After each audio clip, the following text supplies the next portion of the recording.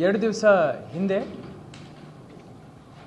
ಏನು ಪಂಚಮಸಾಲಿ ಮೀಸಲಾತಿ ಹೋರಾಟದ ಈ ಒಂದು ಅರ್ಜಿ ಇತ್ತು, ಅದರ ಮೇಲೆ ಜಿಲ್ಲಾಡಳಿತದಿಂದ ನಾವೊಂದು ಪ್ರೊಹಿಬಿಟರಿ ಆರ್ಡರನ್ನು ಇಶ್ಯೂ ಮಾಡಿದ್ದೀವಿ. ಇದು ನಾವು ಯಾಕೆ ಮಾಡಿದ್ದೀವಿ ಅಂದರೆ, ಎಲ್ಲಿಂದ ಎಷ್ಟು ಜನ ಎಲ್ಲಿಗೆ ಬರ್ತಾ ಇದ್ದಾರೆ, ಅದರಿಂದ ಹೈವೇ ಹಾಗೂ ಸಾರ್ವಜನಿಕರು ಯಾರು ಹೈವೇ ಯೂಸ್ ಮಾಡ್ತಾರೆ ಅವ್ರಿಗೇನು ತೊಂದರೆ ಆಗುತ್ತೆ ಅಂತ ಹೇಳಿ ಆ ಸಂದರ್ಭದಲ್ಲಿ ನಮಗೆ ಮಾಹಿತಿ ಇರಲಿಲ್ಲ. ಇದಾದ ನಂತರ ನಿನ್ನೆ ಪಂಚಮಸಾಲಿ ಪೀಠ ಗುರುಗಳು ಕೂಡಲ ಸಂಗಮ ಸ್ವಾಮೀಜಿಯವರು ನಮ್ಮೆಲ್ಲರ ಜೊತೆ ಒಂದು ಮೀಟಿಂಗ್ ಮಾಡಿದ್ದಾರೆ. ಆ ಮೀಟಿಂಗಲ್ಲಿ ನಮಗೆ ಇರೋ ಈ ಡೌಟ್ಗಳ ಬಗ್ಗೆ ನಾವು ಪ್ರಸ್ತಾಪ ಮಾಡಿದ್ದೀವಿ. ಬಹಳ ಶಾಂತಿಯಿಂದ ಆ ಮೀಟಿಂಗನ್ನು ಸ್ವಾಮೀಜಿಯವರು ಹಾಗೂ ಇತರರು ನಡೆಸಿಕೊಟ್ಟಿದ್ದಾರೆ. ಜಾಗವನ್ನು ನಿಗದಿ ಮಾಡಿದ್ದಾರೆ. ಕಮಿಷನರ್ ಆಫ್ ಪೊಲೀಸ್ ಅವರು ಆ ಜಾಗ ಕೊಂಡಸ್ಕೊಪ್ಪ ಅಂತ ಏನಿದೆ ಅದನ್ನು ಸ್ವೀಕಾರ ಮಾಡಿದ್ದಾರೆ. ಎಷ್ಟು ಜನ ಬರ್ಬೋದಂತ ಹೇಳಿ ನಾವು ಕೇಳುವಾಗ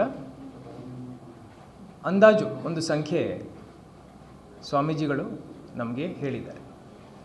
ಅದಕ್ಕೆ ತಕ್ಕಂಥ ಎಲ್ಲ ವ್ಯವಸ್ಥೆ, ಕುಳಿಲಿಕ್ಕೆ ನೀರಿರ್ಬೋದು, ಶೌಚಾಲಯ ವ್ಯವಸ್ಥೆ ಇರ್ಬೋದು, ಅದೇ ರೀತಿ ಪಾರ್ಕಿಂಗ್ ವ್ಯವಸ್ಥೆ ಇರ್ಬೋದು, ಇದೆಲ್ಲ ನಾವು ನಿನ್ನೆ ರಾತ್ರಿ ಅರ್ಧರಾತ್ರಿ ತನಕ ಎಲ್ಲ ನಾವು ಮಾಡಿದ್ದೀವಿ. ಇದೇ ಸಂದರ್ಭದಲ್ಲಿ ಮಾನ್ಯ ಹೈಕೋರ್ಟಿಂದ ನಮ್ಮ ಪ್ರೊಹಿಬಿಟರಿ ಆರ್ಡರ್ನು ಚಾಲೆಂಜ್ ಮಾಡಿ ಒಂದು ಅರ್ಜಿ ಹಾಕಲಾಯಿತು. ಮಾನ್ಯ ಹೈಕೋರ್ಟಿಂದ ಎಲ್ಲ ಆಸ್ಪೆಕ್ಟ್ಸ್ನು ಎಕ್ಸಾಮಿನ್ ಮಾಡಿ ಒಂದು ಆದೇಶವನ್ನು ನಿನ್ನೆ ಸಂಜೆ ಹೊರಡಿಸಿದ್ದಾರೆ. ಆ ಆದೇಶದ ಮುಖ್ಯ ಅಂಶಗಳು ನಾನು ಸ್ವಲ್ಪ ಓದಿ ಹೇಳ್ತೀನಿ. ಇಂಗ್ಲೀಷಲ್ಲಿದೆ, ಕನ್ನಡದಲ್ಲಿನೂ ತಮ್ಮ ಪ್ರೇಕ್ಷಕರಿಗೋಸ್ಕರ ಇದನ್ನು ಅನುವಾದ ಮಾಡ್ತೀನಿ. Operative portion of the oral ಆರ್ಡರಲ್ಲಿ point number 2, the petitioner and other Lingayat community leaders, followers and persons participating in the protest shall not be restrained to enter Belagavi city. ಅಂದರೆ ಬೆಳಗಾವಿ ಸಿಟಿನಲ್ಲಿ ಈ ಹೋರಾಟಗಾರರು ಹಾಗೂ ಎಲ್ಲ ಮುಖಂಡರು ಬರಬಹುದು ಅಂತ ಹೇಳಿದ್ದಾರೆ. and shall not be prohibited to conduct and participate in peaceful protest in the specified designated place. ಅಂದರೆ ಇವರ ಮೇಲೆ ಯಾವುದೇ ನಿಷೇಧ ಇಲ್ಲ, ಇವರು ಬಂದು ಶಾಂತಿಯುತವಾಗಿ ಹೋರಾಟವನ್ನು ನಡೆಸಬಹುದು ಹಾಗೂ ಏನು ಆಯ್ಕೆ ಮಾಡಿದ ಸ್ಥಳ ಇದೆ ಅಲ್ಲಿ ಬಂದು ಈ ಒಂದು ಪ್ರೊಟೆಸ್ಟನ್ನು ಅವರು ನಡೆಸಬೇಕು.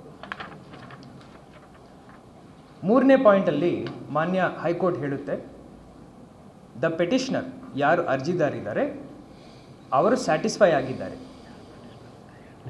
ದ ಪೆಟಿಷನರ್ ಈ ಕೇಸಲ್ಲಿ ನಿಂಗಪ್ಪ ತಿಪ್ಪಣ್ಣ ಫಿರೋಜಿ, ಪ್ರೆಸಿಡೆಂಟ್ ಆಫ್ ಅಖಿಲ ಭಾರತ ಲಿಂಗಾಯತ್ ಪಂಚಮಸಾಲಿ ಸಮಾಜ.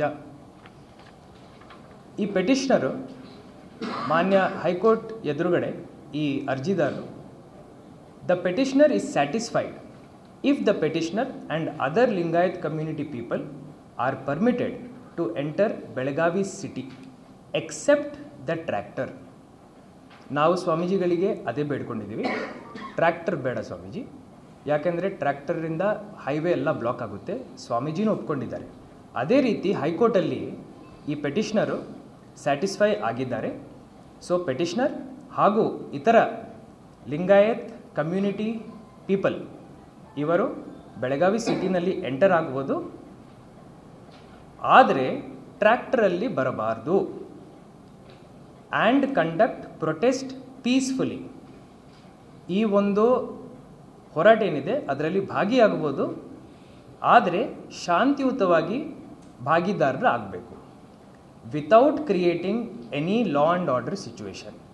ಯಾವುದೇ ಲಾ ಆ್ಯಂಡ್ ಆರ್ಡರ್ಗೆ ಧಕ್ಕೆ ಆಗದಂತೆ ಈ ಒಂದು ಪ್ರೊಟೆಸ್ಟು ನಡೆಸಬೇಕು. ಇದು ಮಾನ್ಯ ಹೈಕೋರ್ಟ್ ಅವರು ಈ ಆರ್ಡ್ರಲ್ಲಿ ಹೇಳ್ತಾರೆ. ಇದಲ್ಲದೆ ಮುಂದಿನ ಪಾಯಿಂಟಲ್ಲಿ ಹೈಕೋರ್ಟ್ ಮಾನ್ಯ ಹೈಕೋರ್ಟ್ ಹೇಳ್ತಾರೆ, it is needless to mention that the respondent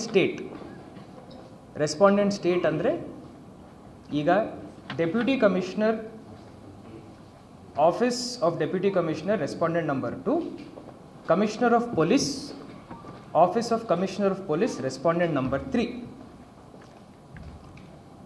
along with its authorities, the police commissioner of the city of Belagavi and respondent 2 and 3 ಅಂದರೆ ಡೆಪ್ಯೂಟಿ ಕಮಿಷನರ್ ಹಾಗೂ police commissioner shall monitor the law and order situation to avoid any untoward incident by putting necessary police force to take care of the situation. ಮಾನ್ಯ high court ಹೇಳುತ್ತೆ, respondent 2 and 3 ಅಂದರೆ ಜಿಲ್ಲಾಡಳಿತ police ಫೋರ್ಸ್ನು ಮುಂಚಿತವಾಗಿ ಅಲ್ಲಿ ಇಟ್ಕೊಂಡು law and ಆರ್ಡರ್ಗೆ ಯಾವುದೇ ಧಕ್ಕೆ ಆಗದಂತೆ ಸಿಚುವೇಶನ್ನು ಬಹಳ ಸೂಕ್ಷ್ಮತೆಯಿಂದ ಮಾನಿಟರ್ ಮಾಡಬೇಕು. ಈ ಆರ್ಡರ್ನು ನಾವು ವರ್ಡ್ ಬೈ ವರ್ಡ್ ಪಾಲಿಸಿದ್ದೀವಿ. ಇದು ಜಿಲ್ಲಾಡಳಿತದ ಅಭಿಪ್ರಾಯ. ಇದು ಯಾಕೆ ಹೇಳ್ತಾ ಇದ್ದೀನಂದರೆ, ನಾನಿರ್ಬೋದು, IG ಸಾಹೇಬರು, ಪೊಲೀಸ್ ಕಮಿಷನರ್, SP ಅವರು ಸತತವಾಗಿ 2 ದಿವಸದಿಂದ ಬರೀ ಒಂದೇ ಪಾಯಿಂಟ್ ಮೇಲೆ ಸ್ಟ್ರೆಸ್ ಮಾಡ್ತಾ ಇದ್ದೀವಿ. ಸುವರ್ಣಸೌಧದಲ್ಲಿ ಚಳಿಗಾಲದ ಅಧಿವೇಶನ ಆದಾಗ ಪ್ರೊಟೆಸ್ಟ್ ಮಾಡಬಹುದು, ಹೈವೇಗೆ ಯಾವುದೇ ತೊಂದರೆ ಆಗಬಾರ್ದು, ಜನರಿಗೆ, ಜನಸಾಮಾನ್ಯರಿಗೆ ಹಾಗೂ ಹೋರಾಟಗಾರರಿಗೂ ಯಾವುದೇ ತೊಂದರೆ ಆಗಬಾರ್ದು, ಶಾಂತಿಯಿಂದ ಆಗಬೇಕು. ಇದಾದ ನಂತರ ಕ್ರಮಗಳು ಏನೇನಾಗಿದ್ದಾವೆ ಇವತ್ತು ಮಧ್ಯಾಹ್ನ ಅದನ್ನು ನಮ್ಮ ಪೊಲೀಸ್ ಕಮಿಷನರ್ ಅವರು ತಮಗೆ ಎಕ್ಸ್ಪ್ಲೇನ್ ಮಾಡ್ತಾರೆ.